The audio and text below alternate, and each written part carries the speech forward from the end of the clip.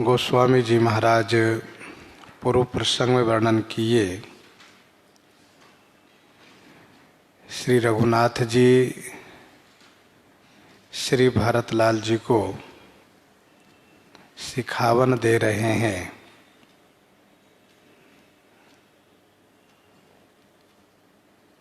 हे भैया भरत, हम दोनों भाई पिताजी की आज्ञा को पालन करें तो इसी में लोक वेद की दृष्टि से भलाई है और हमारे पिताजी की भी भलाई है।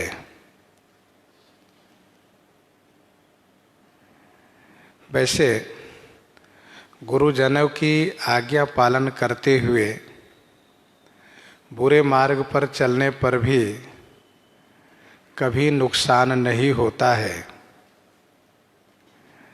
कभी उनसे चूक नहीं होती है। ऐसा विचार करके सब सोच चिंता को छोड़ करके 14 वर्ष तक जा करके आप श्री अयोध्या जी का पालन कीजिए।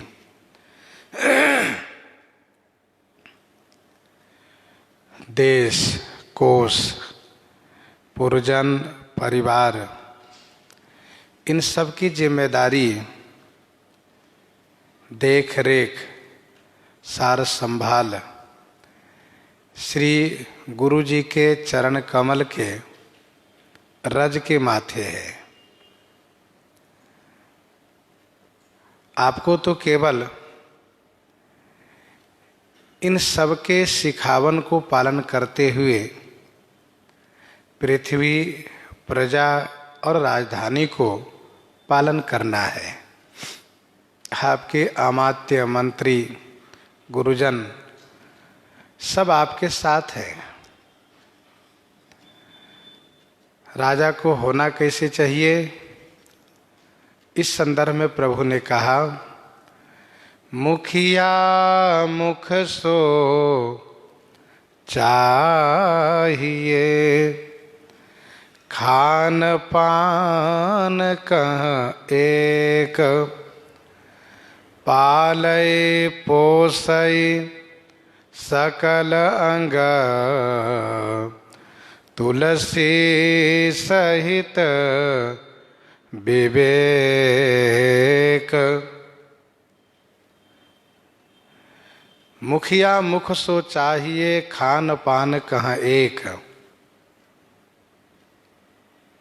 मुखिया को मुख के समान होना चाहिए जो खान पान के लिए एक है। परंतु गोस्वामी श्री तुलसीदास जी कहते हैं, श्री रघुनाथ जी ने कहा कि विवेक सहित सकल अंग पालय पोसई। ज्ञान के साथ, विचार के साथ यथोचित रूप से जिसको जितनी मात्रा में शक्ति चाहिए, रस चाहिए, उतनी मात्रा में शक्ति रस को प्रदान करते हुए सभी अंगों को पालन करते हैं। राजा को भले ही सब कुछ प्राप्त होता है, लेकिन राजा को इस बात को ध्यान रखना चाहिए कि यह सभी प्रजाजनों के लिए है। मुख को सब कुछ मिलता है, खाने पीने के सब कुछ मुख को ही मिलता है, लेकिन वह अपने पास कुछ नहीं रखता है। तो मुख को लाभ क्या होता है? तो मुख को लाभ यह होता है कि उसको स्वाद मिलता है। किसी भी वस्तु का स्वाद मुख को ही प्राप्त होता है। वह मीठा है कि खट्टा है कि तीखा है, उसका स्वाद तो मुख ही अनुभव करता है। वैसे ही राजा को यही सुख मिलता है कि हम राज्य पद पर हैं, राजा पद पर हैं और सबका हम पोषण पालन करते हैं, यही उनको स्वाद मिलता है। जिस प्रकार से मुख के पास कुछ रहता नहीं, मुख अपने पास कुछ नहीं रखता है, यदि कदाचित दांत में कहीं कुछ कण रह भी जाए तो सींक के द्वारा उसको साफ कर दिया जाता है, अन्यथा दांत में सड़न होती है। उसी प्रकार से जो राजा हैं, जो मुखिया हैं, उनको यह विचार होना चाहिए कि यदि हम प्रजा के धन को किसी प्रकार से अपने पास रखेंगे तो वह मेरे लिए नुकसानदायक होगा, हानिकारक होगा। मुखिया मुख सो चाहिए, खान पान कहाँ एक। यद्यपि सारा कार्य कर्मचारी लोग करते हैं, राजा के सेवक लोग करते हैं, फिर भी राजा का बड़ा महत्व है, क्योंकि उन लोगों से यथोचित व्यवहार हो नहीं सकता। इसलिए राजा का एक महत्व है। जिस राज्य में राजा न हो उस राज्य में अराजकता फैल जाती है। और ध्यान देने वाली बात यह है कि मुखिया मुख सो चाहिए, संपूर्ण अंग में मुख एक ही है, वैसे संपूर्ण राज्य में राजा तो एक ही होना चाहिए। राजा एक होना चाहिए, न बहुत हो और न ऐसा हो कि बिना राजा के हो। कोई भी देश, कोई भी संस्था, कोई भी परिवार, कोई भी राज्य एक राजा से, एक मुखिया से, एक गार्जियन से, एक प्रमुख होने से उसका संचालन सही तरीके से होता है। पर ध्यान रहे कि वह समझदार हो, विवेकवान हो। जैसा कि यहाँ पर गोस्वामी जी ने स्पष्ट कहा कि तुलसी सहित विवेक, मुखिया को, राजा को विवेकवान होना चाहिए। वह अपने स्वार्थ को कभी भी प्रजा के कार्य करने में आड़े नहीं आने देना चाहिए। तो इस दोहे में भगवान श्री राम बहुत सी बातें कह गए। नीचे की चौपाई में आप सुनिए। राज धर्म सर्वस एतनो ये जिमि मन माह मनोरथ गोये। राज धर्म सर्वस एतनो ये। प्रभु श्री राम जी कहते हैं, भैया भरत, राज धर्म का सर्वस्व, सर्वस्व माने सर्वस्व सिद्धांत, तात्पर्य इतनो ही माने इतना ही है। राज धर्म का सर्वस्व इतना ही है, उसका सिद्धांत इतना ही है, जैसे मन में मनोरथ छुपा हुआ है। जिमि मन माह मनोरथ गोई, इतना ही।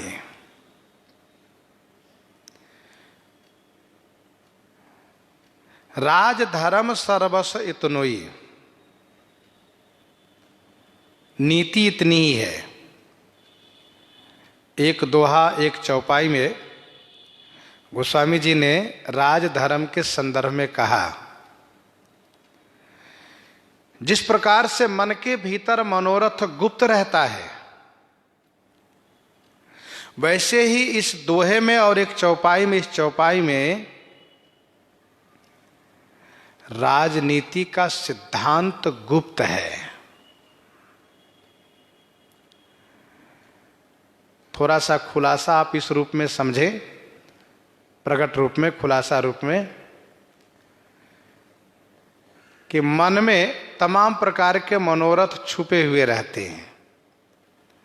जैसा कि विनय पत्रिका 124 पद में गोस्वामी श्री तुलसीदास जी ने लिखा, आसन बसन पशु वस्तु विविध विधि, सब मनि महरह जैसे, सरग नरक चर अचर लोक बहु, बसत मध्य मन तैसे। बीटप मध्य पुत्रिका सूत्र मह, कंचुकी बनहि बनाए, मन मह तथा लीन नाना तन, प्रगटत अवसर पाए। जिस प्रकार से एक मणि के भीतर सब कुछ है, क्या क्या है? खाने की सभी वस्तुएं हैं, पीने की सभी वस्तुएं हैं, और पहनने के सभी कपड़े हैं, लेकिन उस मणि को तोड़ फोड़ करने से कुछ नहीं मिलेगा।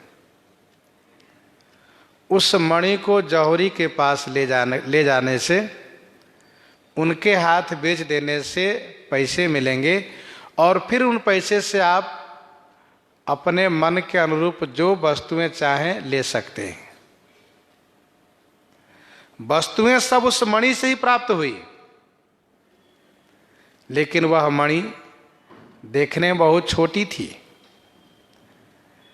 चमकीली थी, लेकिन उसके अंदर सारी वस्तुएं थी, पर वह वस्तुएं दिख नहीं रही थी। जिस प्रकार से एक वृक्ष के भीतर वह सभी वस्तुएं हैं, लकड़ी से जो चीजें बनाई जाती है, कुर्सी है, बेंच है, किवाड़ है, चौखट है, बाजू है, जो भी है, ये सब उसी वृक्ष के भीतर है। लेकिन उस वृक्ष से बनाने पर उसका सभी अवयव प्रकट होता है।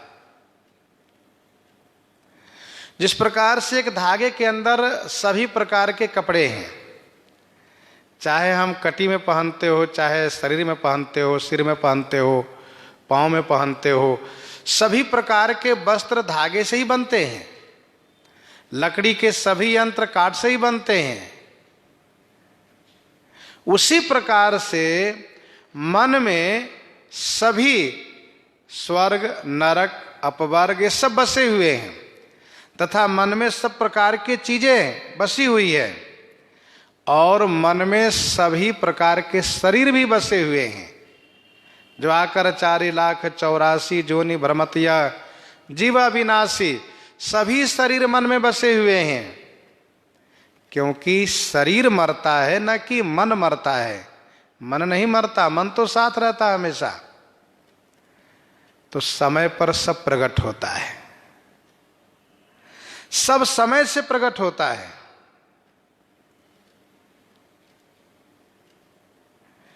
वैसे ही राजा के मन में भी राजनीति गुप्त रहती है। दोहावली में गोस्वामी जी ने लिखा 518, 519 में, कर के कर मन के मन ही, कर के कर मन के मन ही, बचन बचन गुण जानी, भूपहि भोले न परिहरहि, विजय विभूति सयानी। और 19 में है, गोली बाण सुमंत्र सर, समुझी उलटी मन देखू, उत्तम मध्यम नीच प्रभु, बचन विचार विषेखु, बचन विचार विषेखु। उत्तम राजा का वचन मंत्रवत होना चाहिए, होता है, उत्तम राजा का वचन मंत्रवत होता है, कार्य होने पर लोगों को जान पड़ता है, पता चलता है। जैसे मंत्र जाप जब किया जाता है तो उसको किसी को सुनाकर जाप नहीं किया जाता है, उसमें ओठ भले हिलते हैं, जिह्वा हिलती है, लेकिन पास वाले को भी सुनाया नहीं जाता है। वैसे ही राजा को राजनीति इतनी मजबूत होनी चाहिए कि प्रजा के हित में जो उनको कार्य करना है उसको पहले प्रकट नहीं करना चाहिए, पहले कहना नहीं चाहिए। जब वह कार्य हो जाए तब प्रजाजनों को पता चले कि हाँ, हमारे राजा ने हम लोगों के हित में ऐसा कार्य किए हैं।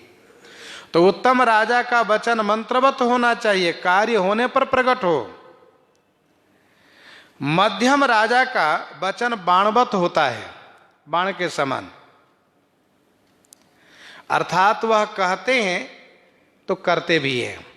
जैसे बाण चलता है तो दिखता है और उसका जो कार्य होता वह भी दिखता है।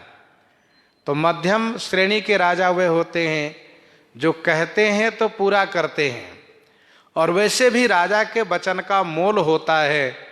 यदि राजा झूठ बोले तो प्रजा का विश्वास टूट जाता है, प्रजाजनों का राजा के प्रति से विश्वास उठ जाता है। इसलिए राजा को चाहिए कि जो कहें वह करें, अन्यथा कहे ही नहीं। तो मध्यम श्रेणी के राजा वे हैं जो बाण के समान है, कहते करते हैं, सब कोई देखता है। लेकिन जो नीच राजा है, नीच प्रकृति के राजा है, उसका वचन गोली के समान है। गोली के समान है का मतलब यह है कि जैसे आवाज हो गई, अब उससे काम हुआ कि नहीं हुआ ये किसी को पता नहीं चल पा रहा है। तो गोली के समान जैसे भड़ाक से आवाज हो गई, धड़ाम से आवाज हो गई, कह दिया, यहाँ तक कि टीवी पर, रेडियो में, सब जगह कह सुन दिया गया, लेकिन वो काम हुआ ही नहीं। तो ये नीच राजा का पहचान होता है। चाहे काम हो या न हो, घोषणा कर दो, कह दो। तो इस दोहे में गोस्वामी जी ने यह दिखाया कि गोली बाण सुमंत्र सर समुझ उलटि मन देखू, उत्तम मध्यम नीच प्रभु वचन विचार विषेखु। उत्तम राजा, मध्यम राजा, नीच राजा की क्या प्रकृति है उसको गोस्वामी जी ने वर्णन किया।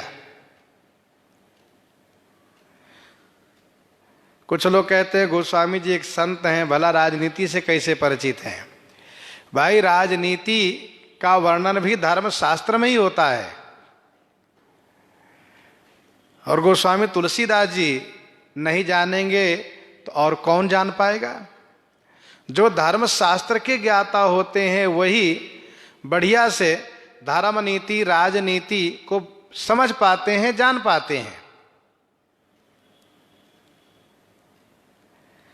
राजा को चाहिए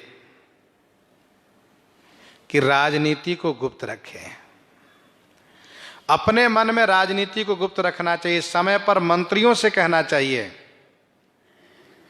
और मंत्री के अनुमोदन होने पर फिर उस कार्य को क्रियान्वित करना चाहिए।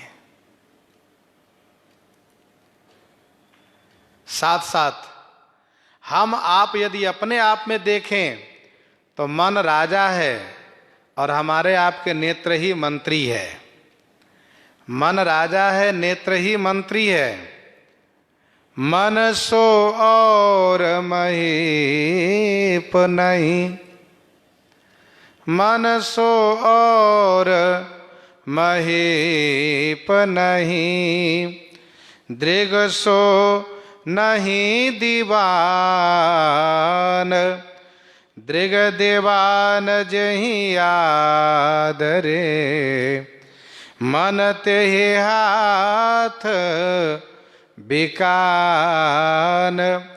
मन ते ही हाथ विकान। जैसे मन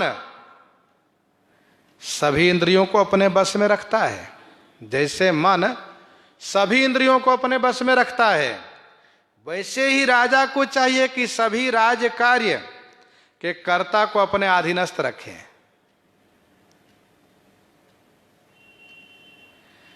मन शरीर के सुख के उपयोग में लगा रहता है, वैसे ही राजा को चाहिए कि प्रजाजनों के सुख के उपयोग में लगा रहे। मनसो और महीप नहीं, दीर्घ सो नहीं दीवान। और हमारी दृष्टि, हमारा नेत्र ही मंत्री महोदय है।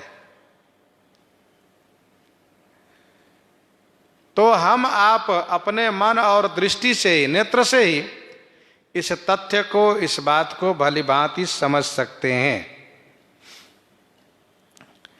राज धर्म सरबस इतनो ये जिमि मन माह, मनोरथ गोई बंधु प्रबोध की न बहु भांति, बिनु आधार मन तो सन शांति।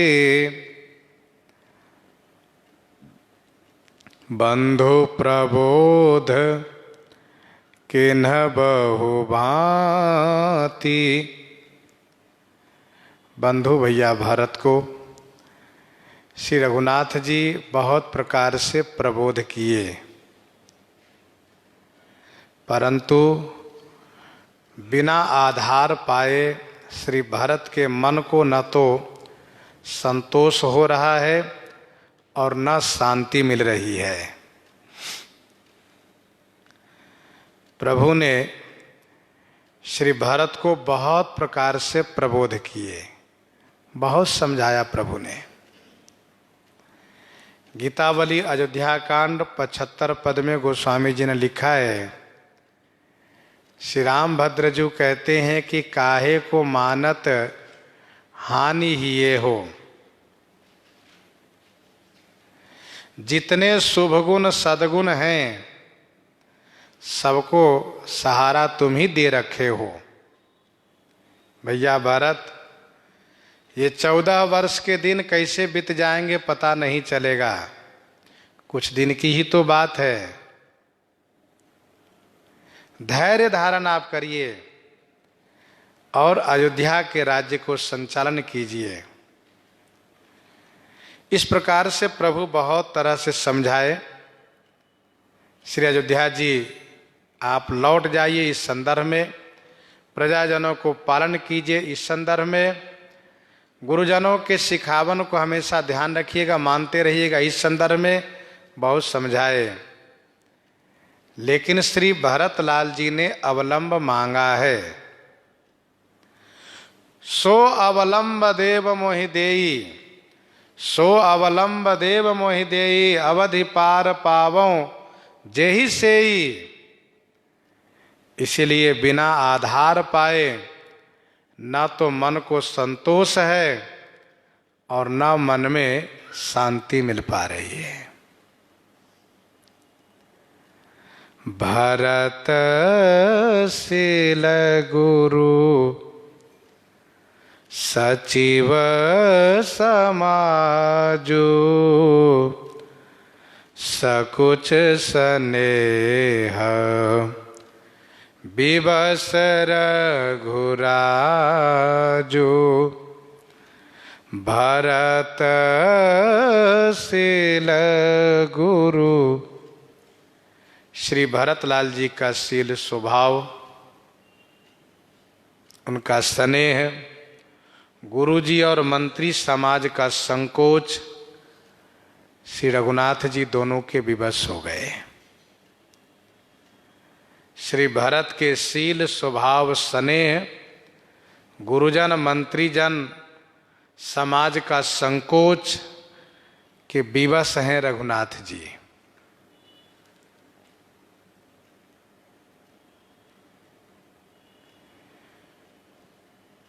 गुरुजन का संकोच है, मंत्रीगणों का भी संकोच है।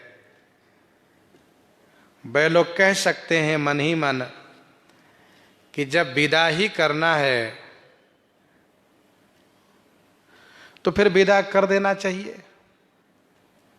श्री भरत ने कुछ अवलंब मांगा है, सहारा मांगा है, तो कुछ दे करके विदा कर देना चाहिए। बार बार कहवाने की अपेक्षा नहीं करनी चाहिए, बार बार नहीं कहवाना चाहिए।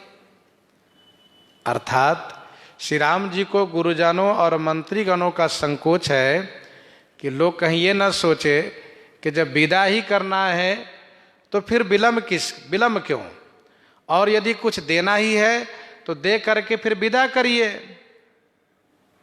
बार बार कहलवाइए नहीं। और श्री भरत का शील कि बिना अवलंब लिए जाएंगे नहीं। अब मैं गुरुजनों के सामने कैसे दूं? जो श्री भरत मांग रहे हैं उसको मैं कैसे दूं? आखिर में श्री भरत के शील स्नेह की जीत हुई। श्री राम जी गुरुजनों का संकोच छोड़ करके उनको यह अवलंब प्रदान किए। प्रभु करी कृपा पावर देनी,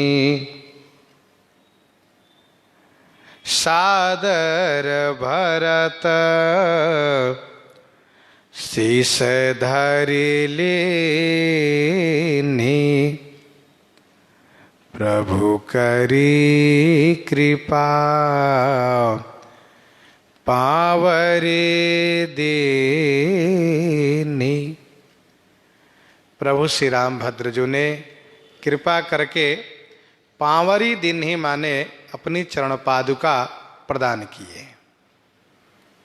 श्री भरत आदर पूर्वक सिर पर धारण करके स्वीकार किए। श्री भरत सादर शीश धारी लीनी सिर पर चढ़ा लिए, सिर पर रख लिए।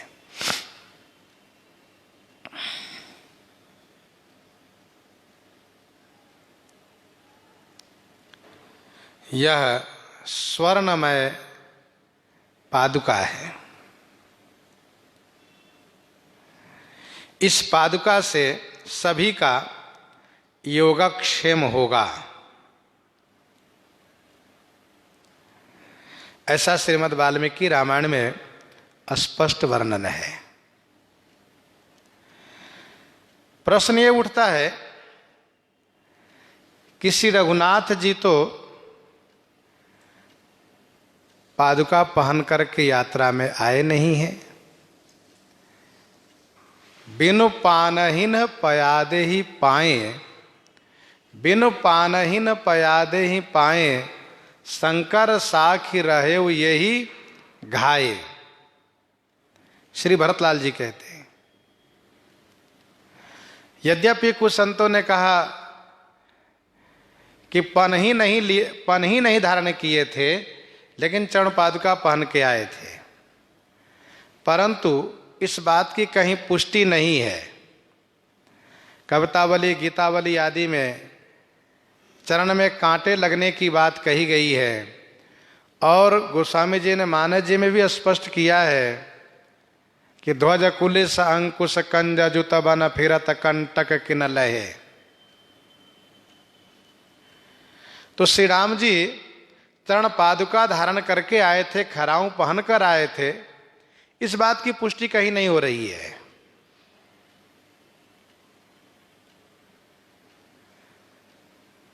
फिर ये चरण पादुका आई कहां से? तो इसका समाधान है, जो श्री भरतलाल जी राज्य तिलकोत्सव की सामग्री लेकर आए थे, उसी में चरण पादुका भी है, उसी में चरण पादुका भी रही है। कहे लेहु सब तिलक समाजु, बनहि देव मुनि राम ही राजू। कहे लेहु सब तिलक समाजु, बनहि देव मुनि राम ही राजू।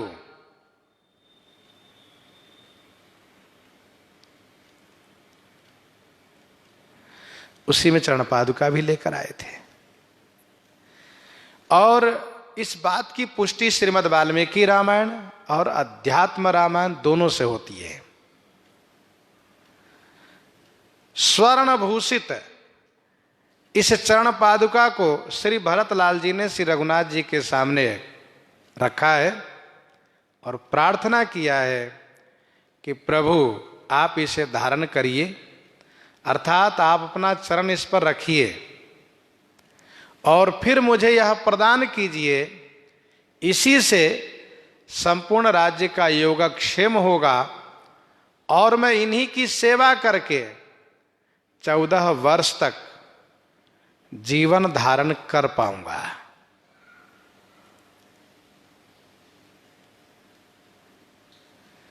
अध्यात्म रामायण में तो यहां तक वर्णन है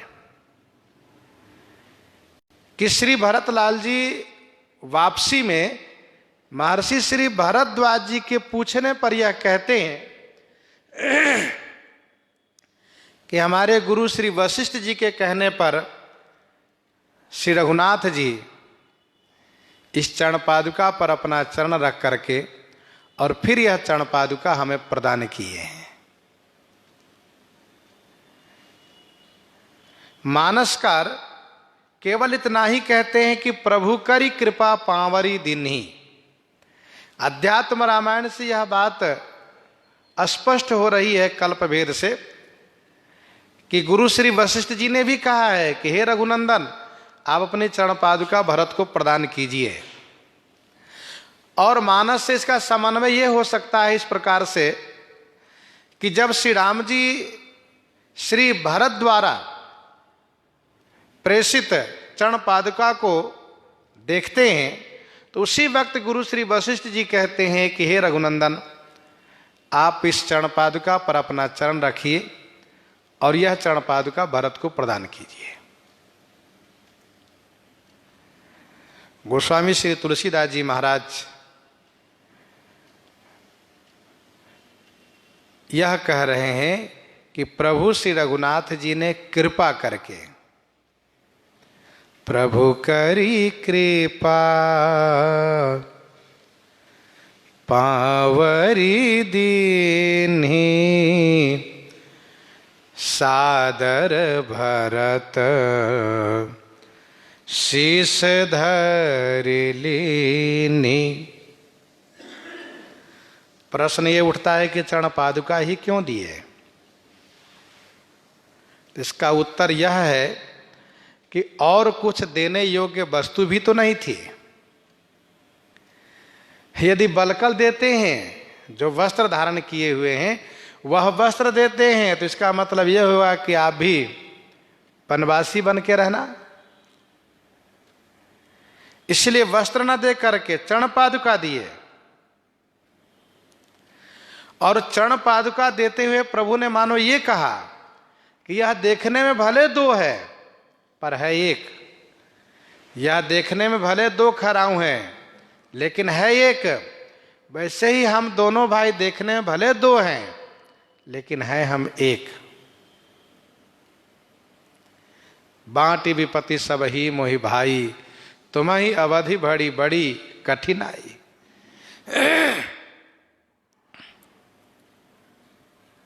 हम दोनों साथ हैं। सादर भरत शीस धरि लीनी। श्री भरतलाल जी महाराज आदर पूर्वक उसे सिरोधार्य कर लिए, शीश पर धर लिए। श्री वाल्मीकि जी महाराज कहते हैं कि श्री भरत जैसे ही चरण पादुका प्राप्त किए, उसे लेकर के पहले अपने सिर पर धारण किए और श्री रघुनाथ जी की परिक्रमा किए, प्रभु श्री राम जी की प्रदक्षिणा किए और फिर उस चरण पादुका को हाथी पर विराजित करवाए, इस भाव से कि मेरे श्री सीताराम जी हैं। और इसके बाद प्रभु को दंडवत प्रणाम किए, श्री राम जी गले से लगाए और जब विदा हुए हैं तब श्री भरतलाल जी महाराज उस चरण पादुका को पुनः अपने सिर पर रख करके और बड़ी प्रसन्नता के साथ रथ पर विराजित हुए हैं और प्रसन्न होकर के श्री अयोध्या जी के लिए प्रस्थान किए। प्रभु करी कृपा पांवरी दिन्ही, सादर भरत शीस धरि लीन्ही।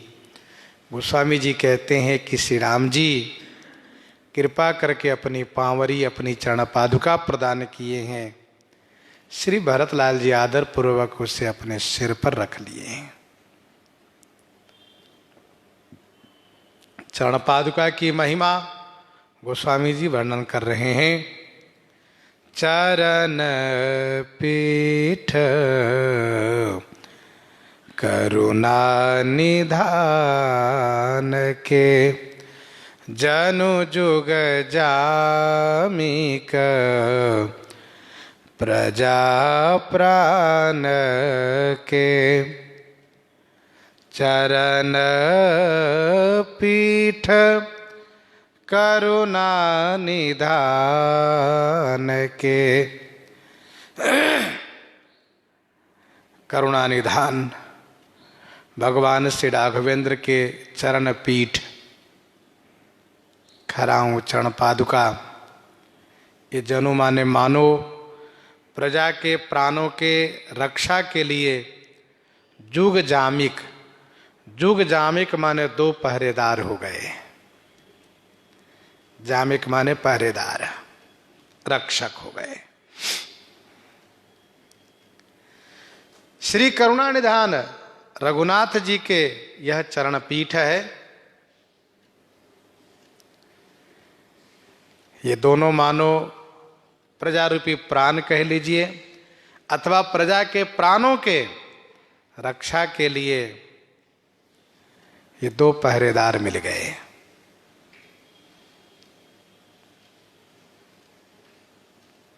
प्रजा रूपी प्राण कहेंगे यदि, तो प्रजा रूपी प्राण ये प्रजाजनों के प्राण कौन है? कहा श्री भरतलाल जी।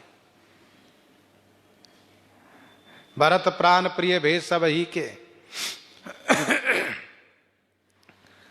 गोस्वामी जी कहते हैं कि सरकार श्री भरतलाल जी को अपनी चरण पादुका नहीं दिए बल्कि दो पहरेदार दिए, और ये दोनों पहरेदार प्रजा के प्राण की रक्षा करेंगे। कुछ संतों ने ये कहा कि एक दिन में एक रात में, ये कोई लौकिक पहरेदार नहीं है कि दिन में और रात में, ये तो दिव्य पहरेदार हैं। इसलिए दिन रात अखंड रूप से प्रजाजनों के प्राण की रक्षा करेंगे। अर्थात 14 वर्ष तक अयोध्या जी में कोई मरेंगे नहीं, किसी को मरने नहीं देंगे। भगवान श्री राघवेंद्र ने श्री हनुमान जी से पूछा, हे हनुमंतलाल जी, श्री सीता जी मेरे वियोग में किस प्रकार से प्राण को रक्षा करती हैं? तो श्री हनुमान जी ने कहा, सरकार नाम पहारु दिवस निसी, नाम पहारु दिवस निसी, ध्यान तुम्हार कपाट, लोचन निज पद जंत्रित, जाहि प्राण के ही बाट। किसी को कमरे में बंद करके किवाड़ लगा करके ताला लगा दें और बाहर पहरेदार को बैठा दे, भला वो चाह कर भी बाहर निकल सकता है? नहीं ना। वैसे ही आपके नाम पहरेदार हैं और आपके ध्यान ही किवाड़ हैं, और जो ध्यान मुद्रा है लोचन निज पद जंत्रित, यही ताला लगा हुआ है। फिर जाहि प्राण के ही बाट, किस रास्ते से प्राण जाएगा प्रभु? ये है भक्तों की तरीका। तो श्री रघुनाथ जी के चरण पीठ ये प्रजाजनों के प्राण की रक्षा के लिए पहरेदार हो गए। अब किसी को मरने नहीं देंगे। संपुट भरत स्नेह रतन के, संपुट भरत स्नेह रतन के, आखर जुग जनु जीव जतन के, आखर जुग जनु जीव जतन के, संपुट भरत स्नेह रतन के।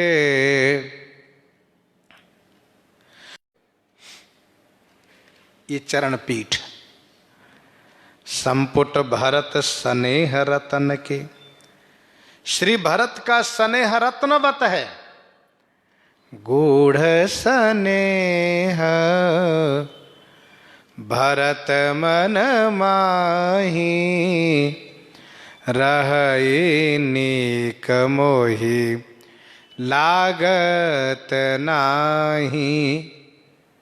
ये रत्नवत है श्री भरत का स्नेह। श्री राम जी में इनका स्नेह है। श्री कैकेयी के वरदान मांगने के कारण इनके स्नेह बिखर गए थे। स्नेह को रखने का स्थान नहीं मिल रहा था। अब उस स्नेह रूपी रत्न को रखने के लिए डिब्बा मिल गया, संपुट।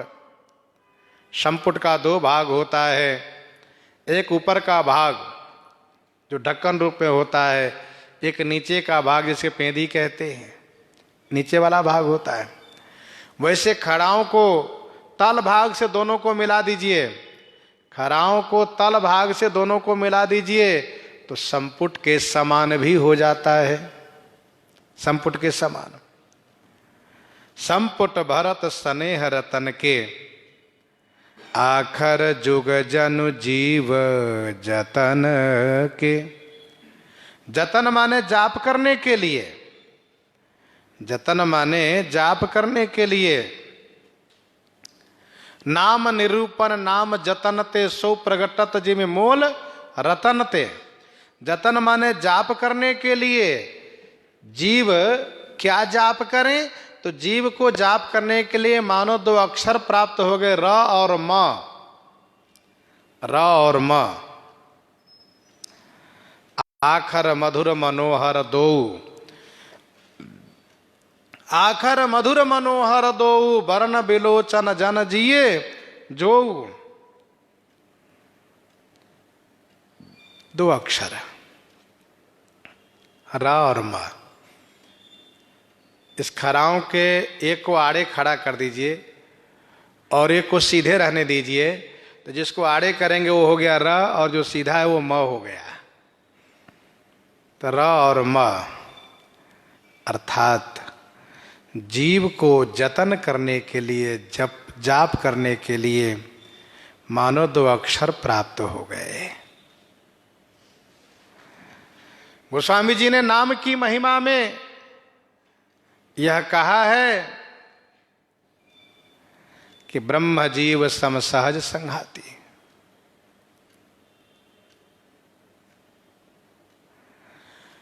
वैसे विनय पत्रिका 22 में भी गोस्वामी जी ने कहा ब्रह्म जीव सम, ये दोनों आखर अक्षर है।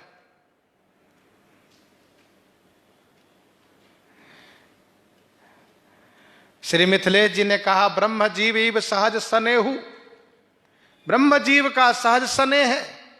वैसे श्री राम लक्ष्मण का सहज स्नेह है।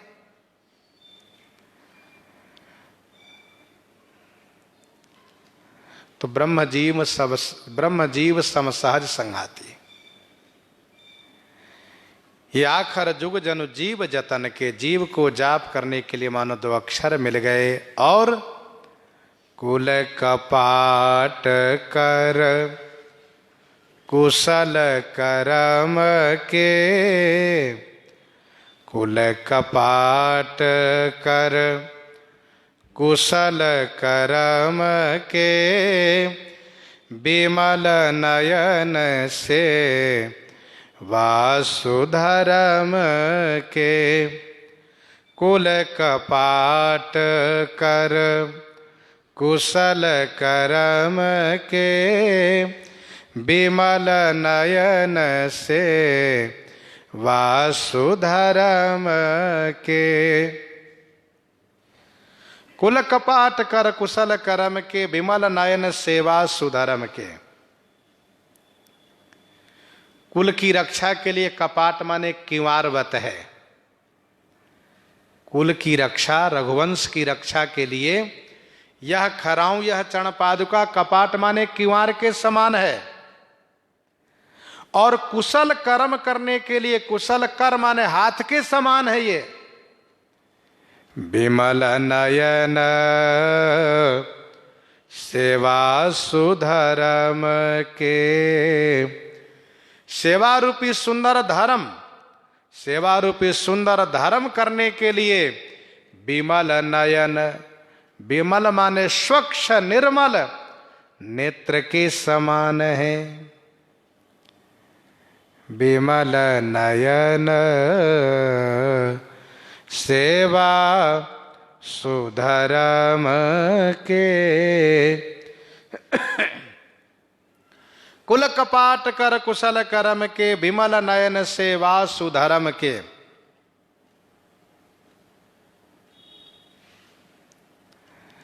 कुल की रक्षा के लिए ये चरण पादुका किवारवत है।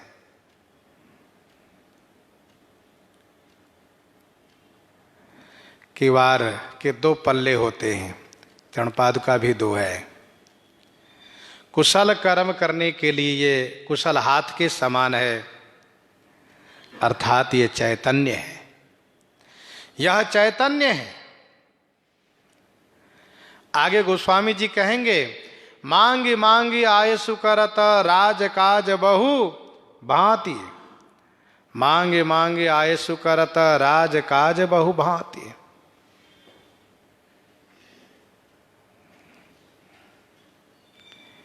विमल नयन सेवा सुधर्म के। सेवा रूपी सुंदर धर्म को पालन करने के लिए निर्मल नेत्र के समान है, स्वच्छ नेत्र के समान है। अर्थात धर्माचरण करने के लिए यह दोनों नेत्र के समान है। गोस्वामी जी ने कहा ये दोनों पहरेदार हैं, ये दोनों संपुटवत हैं, ये दोनों रकार मकारवत हैं, ये दोनों किवारवत है, ये दोनों हाथ के समान है और ये दोनों नेत्र के समान हैं। फिर तो भारत मुदित अवलंब लहे ते। अस सुख जस सिय राम रहे ते। भरत मुदित अवलंब लहे ते। भरत मुदित अवलंब लहे ते। अवलंब लहे ते भरत मुदित। अवलंब लहेते माने प्राप्त कर लेने से, अवलंब प्राप्त कर लेने से, सहारा प्राप्त कर लेने से श्री भरत मुदित माने प्रसन्न हो गए। श्री भरत को कैसा सुख है? गोस्वामी जी कहते हैं, अस सुख जस सिय राम रहेते। ऐसा सुख इन्हें हो रहा है जैसे कि मानो श्री सीताराम जी के रहने से सुख प्राप्त हुआ हो। श्री भरतलाल जी महाराज अर्चा विग्रह की अर्चना के आचार्य हो गए, ऋषि हो गए। जैसे लीला स्वरूप के आचार्य, लीला स्वरूप के ऋषि भगवान शिव हैं। भगवान शिव ने श्री सती जी को श्री सीता वेश बनाने पर उन्होंने माता का भाव अपनाया, इसलिए भगवान शिव उस लीला स्वरूप के आचार्य माने जाते हैं। और उनके मानने से ही जब कोई भी बालक व बालिका देवी देवता के वेशभूषा में हो तो हम उस समय में उनको उसी देवी देवता की भावना करके उनकी पूजा करते हैं। भाई हमारे यहाँ धर्मशास्त्र में किसी भी कार्य के आचार्य ऋषि माने गए हैं। तो जैसे भगवान शिव लीला स्वरूप के आचार्य हैं, वैसे ही श्री भरतलाल जी महाराज अर्चा विग्रह की पूजा के आचार्य हो गए। चरण पादुका की पूजा श्री भरतलाल जी ने की। ऐसे नहीं, सिंहासन प्रभु पादुका बैठा रे निरुपाधि, उनकी प्रतिष्ठा कराई और फिर पूजन किया। और नित्य पूजन करने के साथ साथ उनसे आज्ञा प्राप्त करके फिर राज्य कार्य संपादित करते हैं। तो श्री भरतलाल जी महाराज आचार्य हैं, ऋषि हैं। हम लोग के परंपरा में गुरुजनों की चरण पादुका की पूजा की जाती है। देवी देवताओं को प्रतिष्ठित करके हम पूजा करते हैं। इसके ऋषि, इसके आचार्य श्री भरतलाल जी ही हुए। श्री भरतलाल जी ने सभा में ये कहा था, तुम पै पांच मोर भल मानी, तुम पै पांच मोर भल मानी, आय सुआसिस देहु सुबानी, जहि सुनि विनय मोहि जनु जानी, आवहि बहुरी राम रजधानी। श्री राम जी पिताजी की आज्ञा पालन करते हुए में अपने स्थूल शरीर से वन में ही हैं, लेकिन अपने एक सूक्ष्म शरीर से, दिव्य शरीर से चरण पादुका रूप में श्री भरतलाल जी के साथ अयोध्या जी लौट रहे हैं। अस सुख जस सिय राम रहे थे, जो दाहिना खड़ाऊ है वह श्री राम जी के प्रतिरूप हैं और जो बायां खड़ाऊ है वह श्री सीता जी का प्रतिरूप है। श्री भरतलाल जी ने इस बात को माना कि नाथ भयो सुख साथ गए को, लहे ओला भय जग जन्म भये को। श्री भरतलाल जी ने जब श्री भरद्वाज जी से ये कहा था कि मुझे जो कुरोग हो गया है उस कुरोग की दवा दुनिया में कहीं नहीं है, मैंने मन में संपूर्ण विश्व में खोजा है लेकिन कहीं इसकी दवा मिली नहीं, यही कुरोग कर औषध नाही, शोध सकल विश्व मन माही। मात कुमत बढ़ई अगमूला, तही हमार हित किन्न वसूला, कलिक काठ कर किन्न कुजंत्रु, गाड़ी अवधि पठि कठिन कुमंत्रु, मोहि लगिया कुठाट ते ठाटा, घाल सब जग बारह बाटा। मिटई कुजोग राम फिरी आए, बसई अवध नहीं आनु पाए। गोस्वामी जी ने वहां पर कहा कि महर्षि भरद्वाज जी ने करी प्रबोध मुनिवर कहो। श्री भरद्वाज जी ने उन्हें समझाते हुए कहा कि हे भरत, तात करहु जन सोच विषेखी, सब दुख मिटहि राम पग देखी। वह सफल हो गया।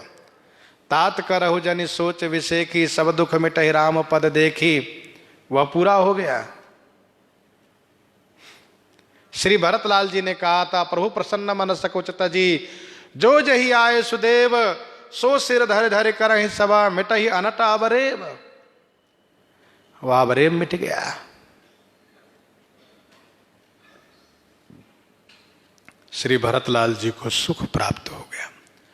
अस सुख जस सिय राम रहे थे, मांगे विदा प्रणाम करी, राम लिए उरलाई, लोग उचाटे अमरपति, कुटिल को अवसर पाई, कुटिल को अवसर पाई। श्री भरतलाल जी प्रणाम किए और विदा मांग किए। मांगे और विदा प्रणाम करी। प्रणाम करके श्री भरतलाल जी ने विदा मांगा, प्रभु स्वामी आज्ञा दीजिए। गोस्वामी जी कहते हैं, जैसे ही श्री भरतलाल जी ने कहा स्वामी मुझे आज्ञा दीजिए, श्री राम जी बेहबल हो उठे और उन्हें हृदय से लगा लिए। राम लिए उरलाई।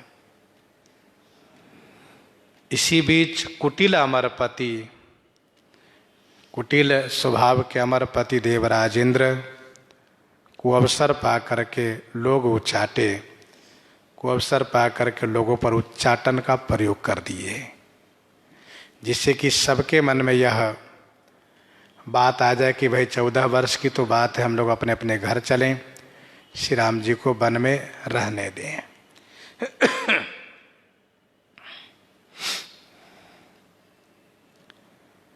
श्री राम जी श्री भरतलाल जी को हृदय से लगा लिए। और इंद्र कुटिल है। कुटिल व्यक्ति का स्वभाव होता है कि वह अवसर की ताक में रहता है, घात के ताक में रहता है, कब हमें मौका मिले। ये कुटिल स्वभाव वाला है इंद्र। तुरंत इन्होंने सभी लोगों पर उच्चाटन का प्रयोग कर दिया। वह उच्चाटन जिसकी चर्चा पहले की गई है, भय भ्रम आरती उच्चाटु, उच्चाटन कर दिया। उच्चाटन अर्थात सबके मन में उच्चाटन होने लगा। अब चलो चलो चलो ये होने लगा। गोस्वामी जी कहते हैं, इंद्र ने तो बहुत बुरा किया, अच्छा नहीं किया, लेकिन बुरा ही सही, उसका करना बुरा ही सही, पर इन सबके हित में हुआ, अच्छा हुआ। सो कुचाली सब कह भई नीकी, अवधि आस सब जीवन जी की। सो कुचाली सब कह भई नीकी। वह कुचाल सबके लिए नीकी भई माने अच्छी हुई। अवधि आस, अवधि माने 14 वर्ष की आशा के समान जीव के लिए जीवन बन गया, अथवा जीने के लिए संजीवनी हो गई। जीवन के लिए, जीने के लिए जीवन माने संजीवनी हो गई वह। यदि ऐसा न होता तो लोग लौट नहीं पाते, श्री अयोध्या जी तक कोई वापस नहीं आ पाते। इसीलिए गोस्वामी जी कुटिल देवेंद्र द्वारा की गई कुचाल को प्रशंसा कर रहे हैं। सो कुचाल सब कहाँ भई नीकी, अवधि आस समजीवन जी की। प्रसंग को हम आप ही पर हृदयंगम करते हैं। आइए श्रवण करते हैं।